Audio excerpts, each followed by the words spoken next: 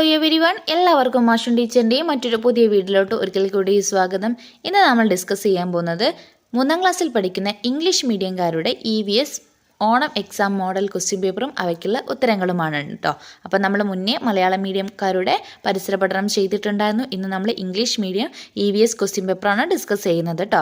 Okay മക്കളെ, അപ്പം teacher എന്നും പറയും പോലെ നിങ്ങളുടെ ക്വസ്റ്റ്യൻ പേപ്പറിൽ ഇവിടെ നെയിം ഓഫ് സ്റ്റുഡൻറ്റ് എന്നുള്ളത് മക്കളുടെ പേര് എഴുതണം. നെയിം ഓഫ് സ്കൂൾ എന്നിടത്ത് നിങ്ങളുടെ സ്കൂളിൻ്റെ പേര്, ഡിവിഷൻ എന്നുള്ളത് നിങ്ങളുടെ ക്ലാസ് ഡിവിഷനും കാര്യങ്ങളൊക്കെ എഴുതണം കേട്ടോ. അതിനും ടീച്ചർ റിപ്പീറ്റ് ചെയ്ത് പറയുന്നില്ല. നമുക്ക് വേഗം നമ്മുടെ ആക്ടിവിറ്റിയിലോട്ട് പോകാം അല്ലേ.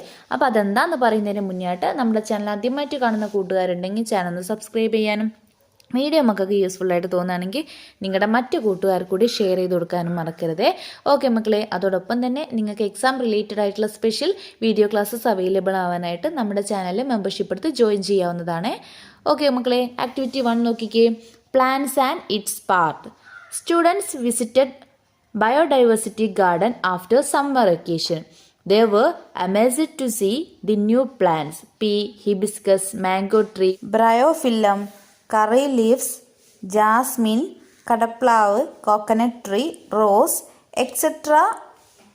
are the new plants. From which part of the plant has the new plant sprouted out? Okay മക്കളെ, എന്താണ് ചോദ്യം?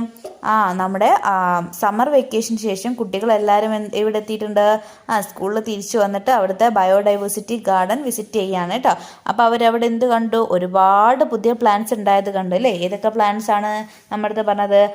P, hibiscus, mango tree, bryophyllum, curry leaf, jasmine, കടപ്ലാവ്, കോക്കനട്ട് ട്രീ, റോസ് അല്ലേ. ഇങ്ങനെ ഒരുപാട് ചെടികൾ അവിടെ ഉണ്ടായത് കണ്ടു. അപ്പം ഏതൊക്കെ പാർട്ടിൽ നിന്നാണ് പ്ലാന്റ്സ് ഉണ്ടാവുന്നത് എന്നാണ് ചോദിച്ചത്. അതനുസരിച്ചിട്ട് താഴെ തന്നിട്ടുള്ള ഈ ഒരു ടേബിൾ ഫില്ല് ചെയ്യാനാണ് പറഞ്ഞത്. അപ്പം നോക്കിക്കേ, നമുക്ക് അവിടെ ടേബിൾ തന്നിട്ടുണ്ട് അല്ലേ. അപ്പോൾ ഫസ്റ്റ് കോളത്തിൽ എന്ത് തന്നിട്ടുണ്ട്? കോക്കനട്ട് ട്രീ തന്നിട്ടുണ്ട്, പിന്നെ ജാസ്മിൻ തന്നിട്ടുണ്ട്, ഇവിടെ റൂട്ട് തന്നിട്ടുണ്ട്, അതുപോലെ തന്നെ മിറാക്കിൾ ലീഫ് പ്ലാന്റ് എന്നും തന്നിട്ടുണ്ട് അല്ലേ. ഓക്കെ, ഇനി നമുക്ക് എന്ത് ചെയ്യാം? ഈ ഒരു ടേബിള് കംപ്ലീറ്റ് ചെയ്ത് കൊടുക്കുക അല്ലേ. അപ്പം നമുക്കറിയാം ഓരോ പ്ലാന്റ്സിൻ്റെയും ഏത് പാർട്ടിൽ നിന്നാണ് ന്യൂ വൺ ഉണ്ടാവുന്നത് എന്നുള്ളത് അല്ലേ. സീഡിൽ നിന്ന് വരുന്നത് ഉണ്ടാവുന്നുണ്ട്, അതുപോലെ സ്റ്റെമ്മിൽ നിന്ന് ഉണ്ടാവുന്നതുണ്ട്, റൂട്ടിൽ നിന്ന് ഉണ്ടാവുന്നതുണ്ട്, അതുപോലെ തന്നെ ലീഫിൽ നിന്ന് ഉണ്ടാവുന്നതൊക്കെ ഉണ്ട് അല്ലേ. അപ്പോൾ ആദ്യം നമുക്ക് കോക്കനട്ട് ട്രീ ആണ് തന്നിട്ടുള്ളത് അല്ലേ. അത് എന്തിൽ നിന്നാണ് ഉണ്ടാവുന്നത്? അതെ, സീഡിൽ നിന്നാണ് ന്യൂ വൺ ഉണ്ടാവുന്നത് അല്ലേ. വിത്ത് മുളച്ചിട്ടാണ് ഉണ്ടാവുന്നത്. അവിടെ കോക്കനട്ട് ട്രീ നമുക്ക് എഴുതാം. പിന്നെ നമുക്ക് ഇതിലുള്ള ഏത് സാധനം നമുക്ക് അതിൽ ഉൾപ്പെടുത്താം? യെസ്, പീ അല്ലേ. പീ, പയർ എന്തിൽ നിന്നാണ്? സീഡിൽ നിന്നാണ് ഉണ്ടാകുന്നത് അല്ലേ. അപ്പം നമുക്ക് എന്ത് എഴുതാം? പീ എഴുതാം. അതുപോലെ തന്നെ നമുക്ക് അവിടെ മാംഗോ ട്രീ തന്നിട്ടില്ലേ, അതും നമുക്ക് സീഡിൽ നിന്നാണ് അല്ലേ. അപ്പം നമുക്ക് മാംഗോ ട്രീ എഴുതാം കേട്ടോ. മാംഗോ ട്രീ നമുക്ക് എഴുതാം. അടുത്ത നമുക്ക് എന്ത് തന്നിട്ടുണ്ട്? ജാസ്മിൻ ആണ് തന്നത് അല്ലേ. എന്താണ് തന്നത്? ജാസ്മിൻ, മുല്ലയാണ് തന്നത്. നമുക്കറിയാം ജാസ്മിൻ എന്തിൽ നിന്നാണ് ഉണ്ടാവുന്നത്? സ്റ്റെമ്മിൽ നിന്നാണ് അല്ലേ. അപ്പം മക്കൾക്ക് ഇവിടെ സ്റ്റെം എന്ന് എഴുതി കൊടുക്കാം കേട്ടോ. അപ്പോൾ സ്റ്റെമ്മിൽ നിന്നുണ്ടാവുന്ന പ്ലാന്റ്സിൻ്റെ പേരാണ് എഴുതേണ്ടത്. അപ്പോൾ ജാസ്മിൻ നമ്മൾ എഴുതി. പിന്നെ നമുക്ക് അവിടെ എന്ത് തന്നിട്ടുണ്ട്? ഹിബിസ്കസ് തന്നിട്ടുണ്ട് അല്ലേ. എന്താണ്? ഹിബിസ്കസ് തന്നിട്ടുണ്ട്. ചെമ്പരത്തി എന്തിൽ നിന്നാണ്? സ്റ്റെമ്മിൽ നിന്നാണ് ഉണ്ടാകുന്നത്. അപ്പോൾ നമ്മൾ ജാസ്മിൻ, ഹിബിസ്കസ്, പിന്നെ അതുപോലെ തന്നെ റോസ് അല്ലേ. റോസ് എന്തിൽ നിന്നാണ്? സ്റ്റെമ്മിൽ നിന്ന് നമുക്ക് ന്യൂ വൺ ഉണ്ടാക്കിയെടുക്കുക അല്ലേ. അപ്പോൾ റോസ് നമുക്ക് എഴുതി. ഓക്കെ, ഇനി അടുത്തത് എന്താണ്? റൂട്ടിൽ നിന്നുണ്ടാവുന്നതാണ് അല്ലേ. റൂട്ടിൽ നിന്നുള്ളതാണ് എഴുതേണ്ടത്. റൂട്ടിൽ നിന്ന് നമുക്ക് എന്തൊക്കെ എഴുതാം? കറി ലീഫ് എഴുതാം അല്ലേ. കറി ലീഫ് എന്തിൽ നിന്നാണ്? റൂട്ടിൽ നിന്ന് നമുക്ക് ന്യൂ വൺ ഉണ്ടാക്കാം. കറി ലീഫ്. ഓക്കെ, പിന്നെ എന്താണ്? കടപ്ലാവ് അല്ലേ. കടപ്ലാവ് എന്തിൽ നിന്ന് നമുക്ക് ഉണ്ടാക്കാം? കടപ്ലാവ് അതിൻ്റെ റൂട്ടിൽ നിന്ന് നമുക്ക് ന്യൂ വൺ ഉണ്ടാക്കാം അല്ലേ. ഓക്കെ, അപ്പം ഇതേ രീതിയിൽ മക്കൾക്ക് ആ ഒരു കോളം കംപ്ലീറ്റ് ചെയ്യാവുന്നതാണ്. ലാസ്റ്റ് വൺ നമുക്ക് എന്താ തന്നത്? മിറാക്കിൾ ഓഫ് ലീഫ് പ്ലാന്റിൽ നമ്മുടെ ഇലമുളച്ചി എന്ന് പറയുന്ന സംഭവം. ഓക്കെ, അത് നമുക്ക് എന്തിൽ നിന്നാണ്? ലീഫിൽ നിന്നാണ് അല്ലേ. അപ്പം മക്കൾ ഇവിടെ മുകളിൽ ലീഫെന്ന് എഴുതിയാൽ മാത്രം മതി കേട്ടോ. ലീഫെന്ന് എഴുതിയാൽ മതി. ഓക്കെ മക്കളെ, അപ്പോൾ ഇതേ രീതിയിലാണ് ആ ഒരു ടേബിൾ നിങ്ങൾ കംപ്ലീറ്റ് ചെയ്യേണ്ടത്. അപ്പോൾ ഈ ഒരു ഏരിയ വളരെ ഇമ്പോർട്ടൻ്റ് ആയിട്ടുള്ളതാണ് കേട്ടോ. നമുക്ക് ഈ ഒരു ഭാഗത്ത് നിന്ന് എപ്പോഴും ചോദ്യങ്ങൾ കണ്ടുവരാറുണ്ട്. അപ്പോൾ എന്ത് ചെയ്യുക? ഈ ഒരു ഭാഗം നന്നായിട്ട് എല്ലാവരും പഠിക്കുക.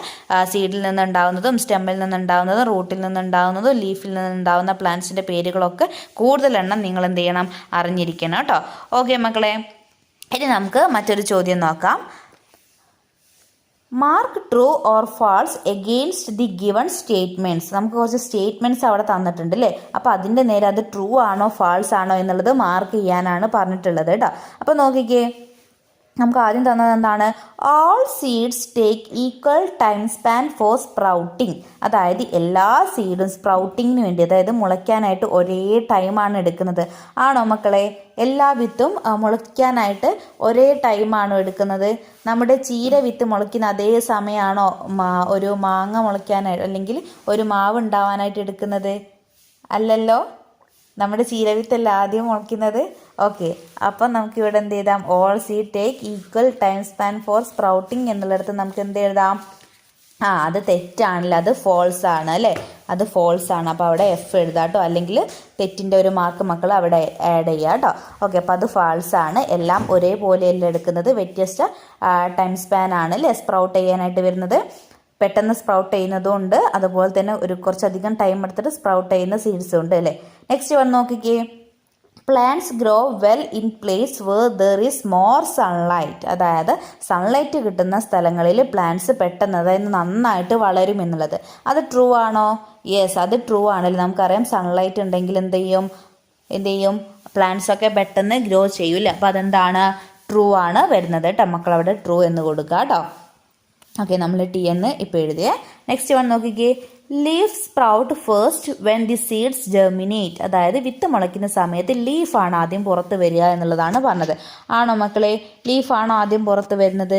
അല്ല അല്ലേ. നമുക്കറിയാം ആദ്യം പുറത്ത് വരുന്ന ഭാഗം പിന്നീട് റൂട്ടായിട്ടാണ് മാറുന്നത്. നെക്സ്റ്റ് വൺ നോക്കിക്കേ, the growth rate of all plants are not the same. അതായത് എല്ലാ പ്ലാന്റ്സിൻ്റെയും ഗ്രോത്ത് റേറ്റ് സെയിം അല്ല എന്നുള്ളത്. സെയിം ആണോ? അല്ല അല്ലേ. ഓരോ പ്ലാന്റിനും വ്യത്യസ്തമായിട്ടുള്ള ഗ്രോത്ത് റേറ്റ് ആണുള്ളത്. ഓക്കെ മക്കളെ, അപ്പോൾ അതെന്താണ്? ആ ഒരു സ്റ്റേറ്റ്മെൻറ്റും ട്രൂ ആണ് അല്ലേ. ഓക്കെ, അപ്പോൾ ഇങ്ങനെയാണ് നിങ്ങൾ ആ ഒരു ആക്ടിവിറ്റി കംപ്ലീറ്റ് ചെയ്യേണ്ടത് കേട്ടോ. നെക്സ്റ്റ് വൺ നോക്കിക്കേ മക്കളെ, the friends in the 3rd standard were doing an experiment on the germination of pea seed. What would they have seen first when the pea seed placed nearest to the side of the glass began to germinate? എന്താണ് മക്കളെ ചോദ്യം? The friends in the 3rd standard were doing an experiment on germination of pea seed അല്ലേ. പയർവിത്ത് മുളയ്ക്കുന്ന ഒരു പരീക്ഷണത്തിൽ ഏർപ്പെട്ടിരിക്കുകയാണ് 3ാം ക്ലാസ്സിലെ കൂട്ടുകാർ. What would they have seen first. അതായത് അവരെന്തായിരിക്കും ആദ്യം കാണുക എന്നതാണ് ചോദിച്ചത്. when the pea seed placed nearest to the side of the glass began to germinate. അതായത് ഒരു വിത്ത് മുളയ്ക്കുന്ന സമയത്ത് അവർ ആദ്യം എന്താണ് കാണുക എന്നാണ് ചോദിച്ചത്. നോക്കിക്കേ, leaves germinated from the pea seed, sprout came out from the pea seed, the stem germinated from the pea seed, fruit come out from the seed. എന്താണ് മക്കൾ ആദ്യം കാണുക? ആ സ്പ്രൗട്ട് അല്ലേ ആദ്യം കാണുക. Sprout came out from pea seed അല്ലേ. pea seedൽ നിന്ന് വരുന്ന സ്പ്രൗട്ട്, ആ മുളയാണ് ആദ്യം അവർക്ക് കാണാനായിട്ട് പറ്റുക അല്ലേ.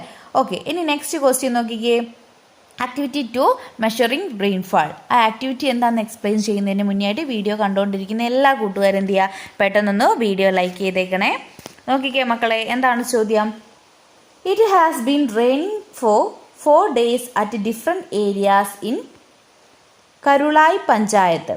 A table showing the amount of rainfall in each area is given below. നോക്കിക്കേ മക്കളെ, എന്താണ് ചോദ്യം? കരുളായി പഞ്ചായത്തിൽ 4 ദിവസം പെയ്തിട്ടുള്ള മഴയുടെ അളവ് നമുക്ക് അവിടെ ഒരു ടേബിളിൽ തന്നിട്ടുണ്ട് അല്ലേ. അപ്പോൾ എന്ത് ചെയ്യാനാണ് പറഞ്ഞത്? ഓരോന്നും മക്കളെടുത്ത് കൃത്യമായിട്ട് ഒബ്സർവ് ചെയ്തതിന് ശേഷം നമുക്ക് താഴെ കുറച്ച് ക്വസ്റ്റ്യൻസ് തന്നിട്ടുണ്ട്. ആ ക്വസ്റ്റ്യൻസിനൊക്കെ ആൻസർ ചെയ്യാനായിട്ടാണ് പറഞ്ഞിട്ടുള്ളത്. നോക്കിക്കേ, analyse the table and answer the questions. അപ്പോൾ നോക്കൂ, ആദ്യം ഭൂമിക്കുത്ത് അല്ലേ. ഭൂമിക്കുത്ത് എന്ന് പറയുന്ന പഞ്ചായത്തിൽ നമ്മുടെ 24, 25, 26, 27 ഡേറ്റിൽ പെയ്ത മഴയുടെ അളവ് തന്നിട്ടുണ്ട് കേട്ടോ. 5 cm, 4 cm, 2 cm, ലാസ്റ്റ് ദിവസം 0 ആണല്ലേ. പിന്നെ അതുപോലെ വലമ്പുറം പഞ്ചായത്ത് തന്നിട്ടുണ്ട്, മരുതങ്ങാട് പഞ്ചായത്ത് തന്നിട്ടുണ്ട്, മുല്ലപ്പള്ളി പഞ്ചായത്ത് തന്നിട്ടുണ്ട് അല്ലേ. ഓക്കെ, അപ്പോൾ നമ്മളത് ചോദിച്ച ചോദ്യം ഇതാണ്. ഫസ്റ്റ് വൺ നോക്കിക്കേ, which area received more rainfall.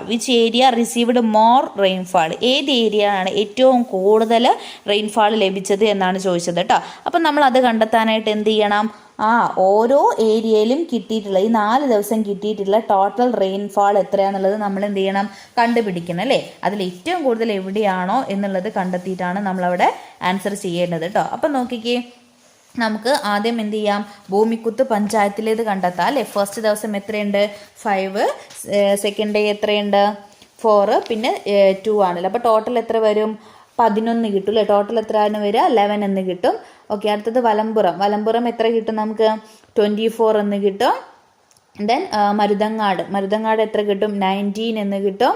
മക്കൾ എന്ത് ചെയ്യുക, വീഡിയോ പോസ് ചെയ്തിട്ട് ഒന്ന് ആഡ് ചെയ്ത് നോക്കുക കേട്ടോ. ലാസ്റ്റ് വൺ മുല്ലപ്പള്ളി എത്ര കിട്ടും നമുക്ക്, 17 എന്ന് കിട്ടും. ഓക്കേടാ, ഇതിലേതാണ് ഏറ്റവും വലിയ ലാർജസ്റ്റ് നമ്പർ ഏതാണ്, വലമ്പുറാണ് അല്ലേ.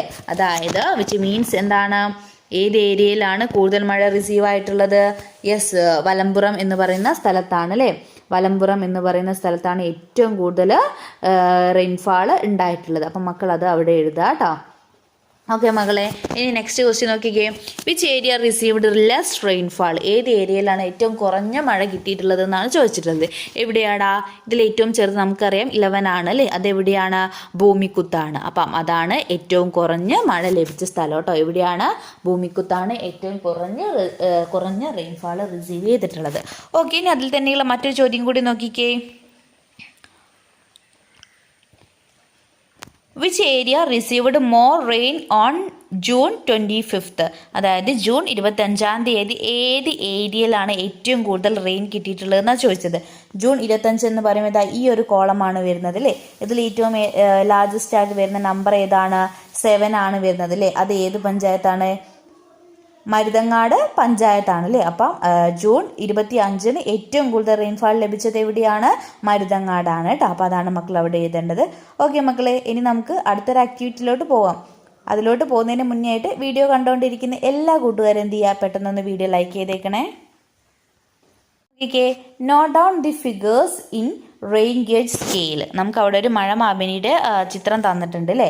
അപ്പോൾ അവിടെ മക്കൾ ചെയ്യേണ്ടത് എന്താണെന്ന് വെച്ചാൽ, ആ ഒരു മഴമാപിനിയിലെ സ്കെയിലില്ലേ, ആ സ്കെയിലിൽ മക്കൾ എന്ത് ചെയ്യണം, നമ്പേഴ്സ് ആഡ് ചെയ്യാനാണ് പറഞ്ഞിട്ടുള്ളത്. അപ്പം ഈ ഒരു റെയിൻ ഗേജിൻ്റെത് വളരെ ഇമ്പോർട്ടൻ്റ് ആയിട്ടുള്ളൊരു ഏരിയ ആണ് കേട്ടോ. നമുക്ക് ഈ ഒരു ഏരിയയിൽ ഒരുപാട് ക്വസ്റ്റ്യൻസ് വന്നിട്ടുണ്ട്.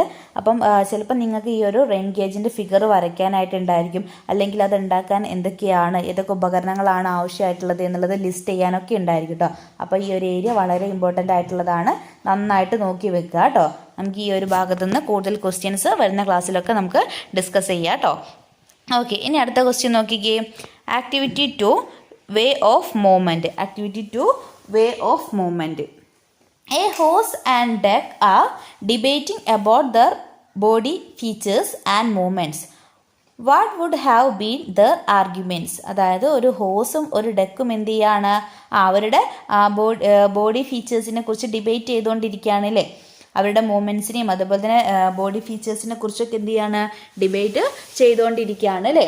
What would have been their arguments. Okay, എന്തൊക്കെയായിരിക്കും അവരുടെ ആർഗ്യുമെൻറ്റ്സ് എന്നാണ് ചോദിച്ചിട്ടുള്ളത്.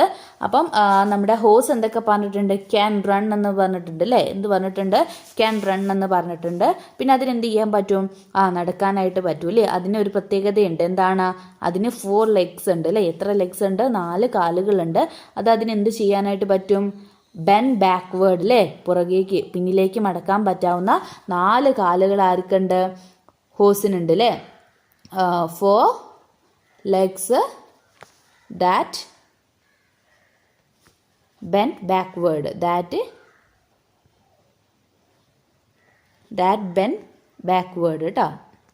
that bend backward, പുറകിലേക്ക് പിന്നിലേക്ക് മടക്കാൻ പറ്റുന്ന 4 കാലുകൾ ആർക്കുണ്ട്, ഹോഴ്സിനുണ്ട് അല്ലേ.